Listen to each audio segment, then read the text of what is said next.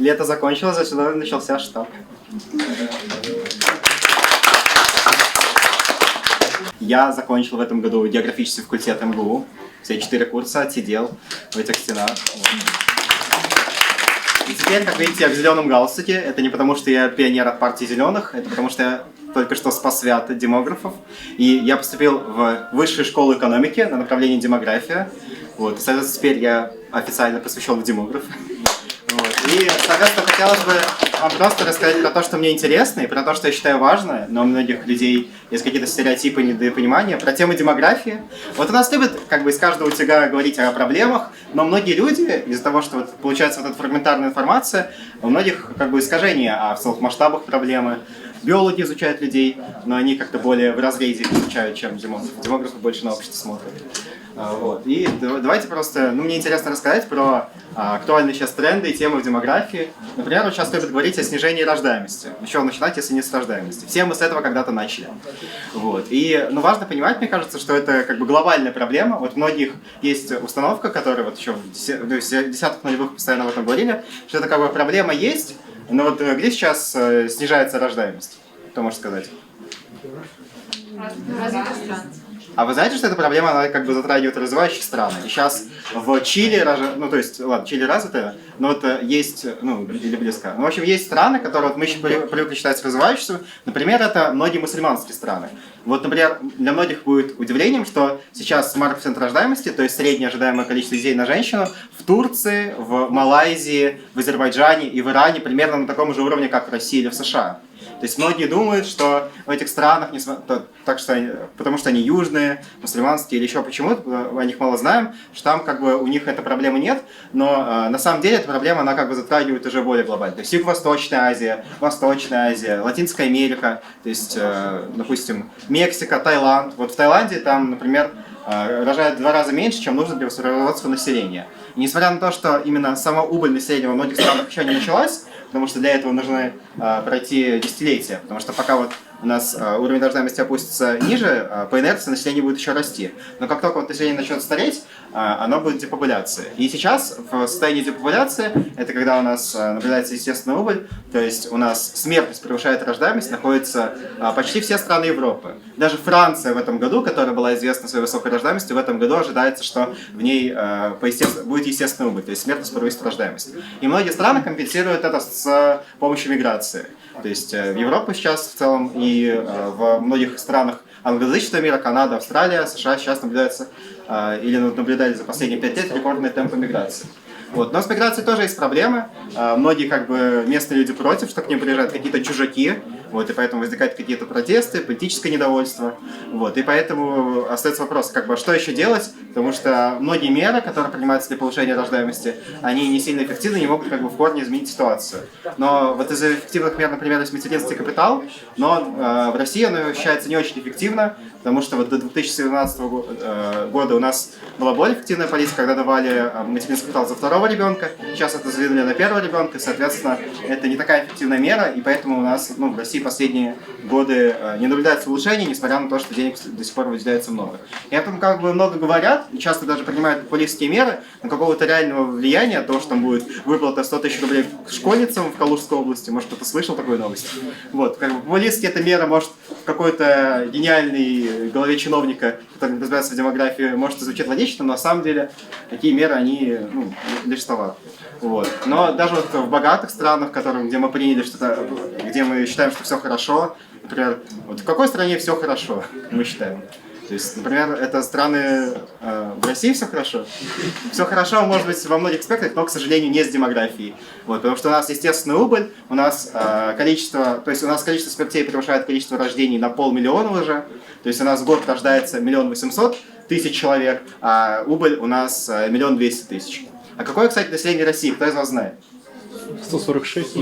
146. Но, кстати, вот я поговорил с демографами, вот уже поступив в первую неделю, и считается, что в целом население России завышено официально, и по факту оно ниже, на несколько миллионов.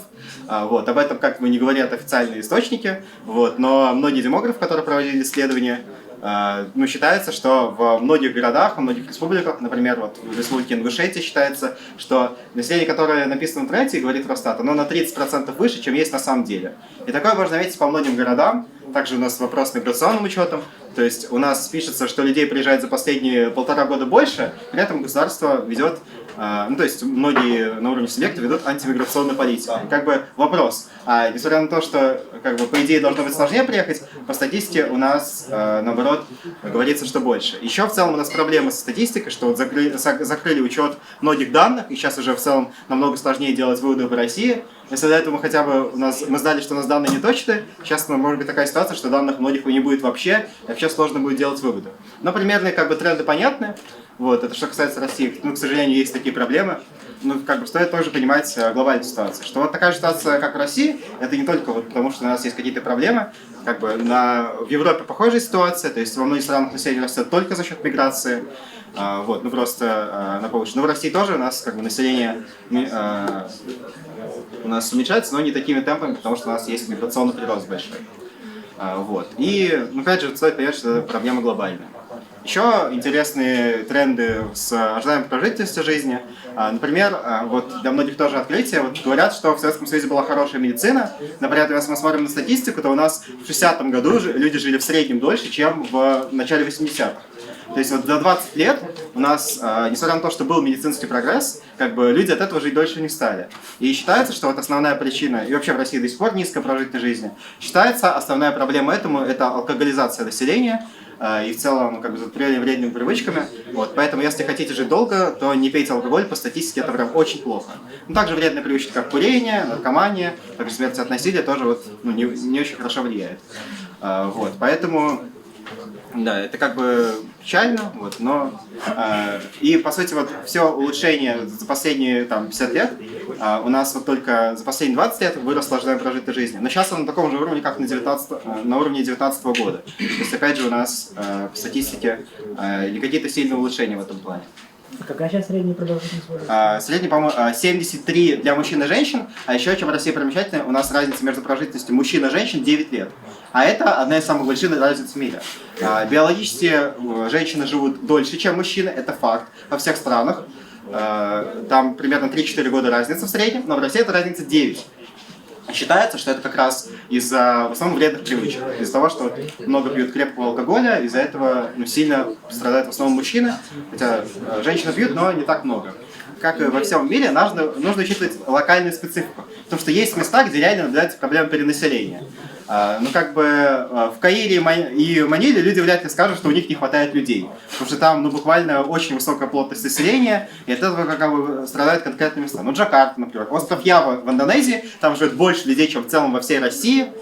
И посмотрите на карте, как бы остров сильно большой, и можно как бы говорить, что в таких местах есть проблема перенаселения, и оно там продолжает расти. Но в некоторых местах, ну, например, вот Россия, у нас тоже можно конкретно говорить, что вот, ну, в Москве высокие цены на недвижимость. В целом в крупных городах у нас может быть и людей, ну, как бы слишком много. Но если мы смотрим в целом по стране, ну, Россия как бы может и в 2 раза больше людей спокойно прокормить. Как бы территория-то у нас для этого есть, вот, поэтому конкретно Россия, как бы проблема перенаселения у нас давно не стоит. У нас, наоборот, проблема того, что мало появляется новых людей, нехватка рабочей силы. Из-за этого, кстати, у нас одна из причин, почему очень низкая безработица в стране. То есть просто новой рабочей силы как бы будет поступать все меньше.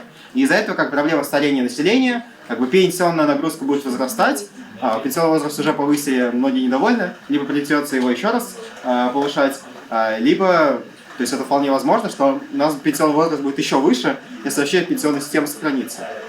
Либо же придется больше работать молодому поколению, то есть нам придется в течение жизни больше работать, чтобы и, возможно, будет больше отчислений в пенсионные фонды, чтобы как бы прокармливать пенсионеров. Вот. Сейчас уже как бы 40 миллионов, и считается, что это число будет только расти, потому что население у нас стареет. Да, так что, ну, проблема перенаселения, как она стоит глобально, она уже стоит не так остро, как было в 80-90, когда население реально росло быстрым темпом. Это, кстати, интересно влияет и на популярную культуру.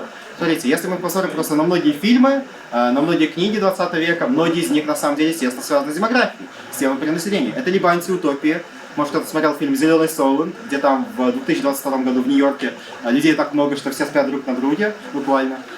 Вот. И многие фильмы про колонизацию космоса, они ведь тоже построены на идее о том, что как бы людей будет так много, что места на Земле нам не хватит, и, соответственно, нам надо будет уехать на другие планеты, на другие звезды. Это же как бы, ну, все эти предположения не строятся из идеи, что население будет расти повышенным темпом.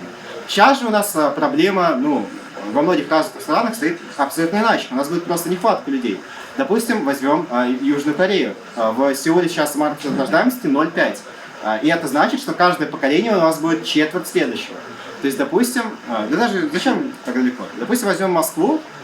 Считается, что вот у нас, несмотря на то, что официально марка рождаемости 1,4, по факту он ближе к единице, потому что многие приезжают в Москву рожать, это завышает искусственно уровень рождаемости. Вот. Если у нас марка рождаемости 1, это значит, что на 100 человек будет всего 50 детей. А если этот тренд сохраняться, будет всего 25 внуков. То есть мы здесь все образованные москвичи, и, скорее всего, для всех нас будет всего 25 внуков. То есть сохранение таких темпов. А это не то, как мы привыкли воспринимать мир. И тоже вот эти модели восприятия, они еще не проникли в коллективное сознание. Вот. Поэтому вопрос хороший. Вот. Интересно, вот какие есть фильмы про, наоборот, или книги про нехватку населения, что будет старение населения. Если кому нужна рекомендация фильма, всем советую «Дитя человеческое», 2005 год, «Children of Men». Там как раз показывается мир, в котором перестают в целом рожать, рожаемость 0, и каким тогда получается мир. Вот. То есть, если кто хочет, можете посмотреть. Какие еще вопросы? Разрабатываются ли демографами или разрабатываются эффективные какие-нибудь меры? Ну, конечно, меры постоянно разрабатываются не только демографами, политиками. Вот. Но вопрос разработки эффективных мер, потому что да, во многих странах есть, вот каждая страна это отдельная политика. Они что-то применяют. И где-то это пытаются, большими суммами денег исправить. Но пока что-то вот коренного перелома, чтобы вернулось все. То есть, да, есть эффективные меры. Например, в России хороший пример это Сахалинская область. Там сейчас марка рождаемости 1,7, что это самый большой уровень среди регионов, преимущественно населенных русскими.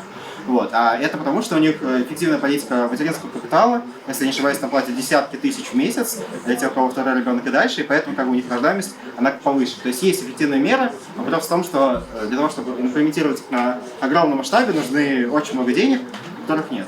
То есть, безусловно, конечно, разрабатывается вопрос в эффективности. То есть, многие меры, которые там говорят, они популисты, они неэффективны. Но еще много граждан России за рубежом. В России вообще одна из крупнейших диаспор. И, за рубежом считается от 10 до 15 миллионов, которые родились на территории современной России, но живут сейчас в других странах. В основном это страны бывшего Советского Союза, Казахстан, Украина, Беларусь, там страны Балтии, там довольно много, которые родились на территории России, сейчас живут там. Вот. То есть граждан России где-то от 130 до 140, может даже меньше, а за рубежом еще там 10-15 миллионов граждан России есть.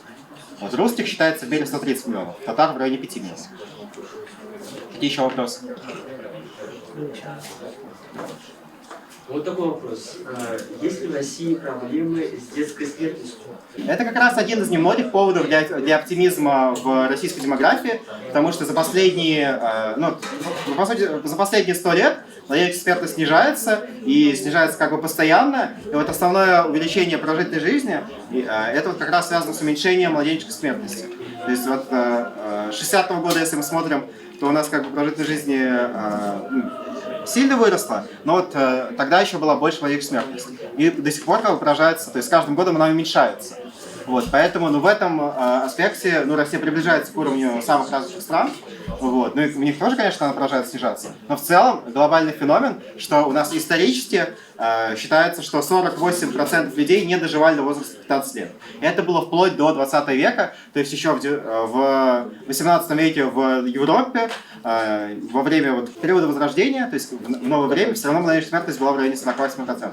Такой же уровень, то есть до 15 лет. Такой же уровень был и в Древнем Египте, в Древнем Приме, в обществах охотников-собирателей. В целом, на протяжении всей истории половина людей там не доживала до 20. А сейчас почти все доживают до 20, то есть там, это, может, 1%. Вот. И в этом ключевое отличие нашего времени от всей истории человечества. А есть статистика, кого нужнее в нашей стране, мужчин или женщин больше? Не может рождаться больше девочек. По статистике рождается 52% мальчиков на 48% девочек. Это просто биологический факт. Вот. Но интересно, что во многих странах эти пропорции другие. То есть, например, в Китае, в Индии и в арабских странах там рождается мальчиков еще больше. То есть в Китае на пике на 120 мальчиков было рождено всего 100 девочек. То есть где-то 55 на 45. Но вообще во всех обществах, тоже во всех странах, мальчиков рождается больше. Вот.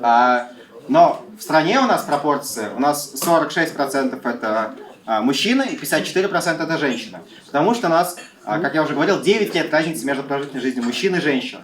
Вот. И поэтому у нас примерно к 35 годам ситуация выравнивается, у нас становится 35-летних одинаковое количество мужчин и женщин, а потом уже как бы в старших возрастах становится больше женщин. И там где-то в возрасте 75 лет у нас уже на 2 женщины приходится всего 1 мужчина. Вот. А не во всех странах такая ситуация. Поэтому нужнее, чтобы мужчины меньше умирали, соответственно, меньше пили, то есть, вот. Ну и в целом больше заботиться о своем здоровье. А девочек рожаться больше, ну, может, конечно, в теории, если у нас массово начнут делать аборт у мальчиков, но вряд ли, ну, пока ни в каком обществе такая тенденция не зафиксирована. Мальчиков будет рожаться больше просто биологически. За что нас ругают, за что нас критикуют? То, что у нас есть землячество. Вот нынче мы нашли человека, он попытается возродить землячество. Вот я сегодня спрашивал, из Уфы ребята. Вот у нас есть башкирская группа татар, башкирский татар группа, Самара. Кстати, Самара группа есть у нас. Вот. У нас есть Саратов, Самара, чувашские татары, значит, вот такие. Принимайте участие вот в этих землячествах. Откуда кто приехал. И вот я начал говорить, за что нас ругают. У нас есть землячество православных татар. Вот православные татары, кому они нужны? Они же наши. Все равно татары, все равно в Москве. Так ведь? У нас землячество тоже у нас создано. У нас в штаб очень много приносят подарков. Вот на днях нам опять многие люди уезжают, оставляют нам библиотеки. Мы постоянно раздаем здесь книги. На той неделе опять нам привезут книги. Вот на окне книги, если кому-то что-то нравится, возьмите 1-2 книги, забирайте, ладно? Потом вот нам какую-то уникальную рыбу привезли сегодня в гостиницу. Тоже попробуйте.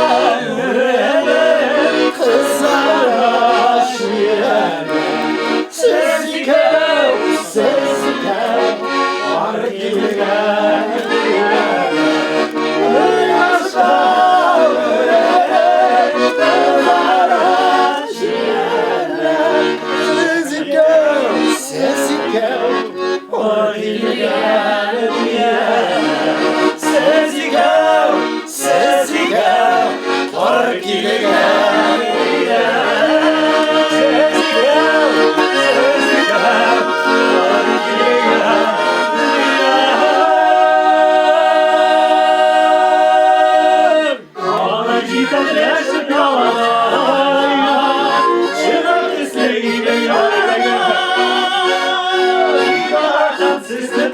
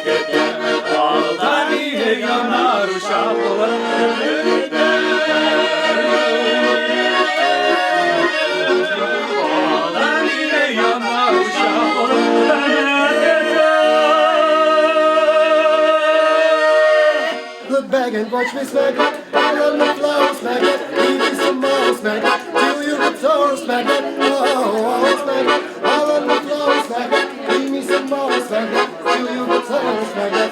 Oh, cross shot into the techno. Only the back and the sound with the macro. Can't be my whole life. I feel dirty back now. Pocket full of techno. I feel you creeping, I can see it from a shadow. And I jump up on my Lamborghini Gallardo. Baby, go to my place and just hit it like Chavo. And possibly bury you. Oh, look back and watch me.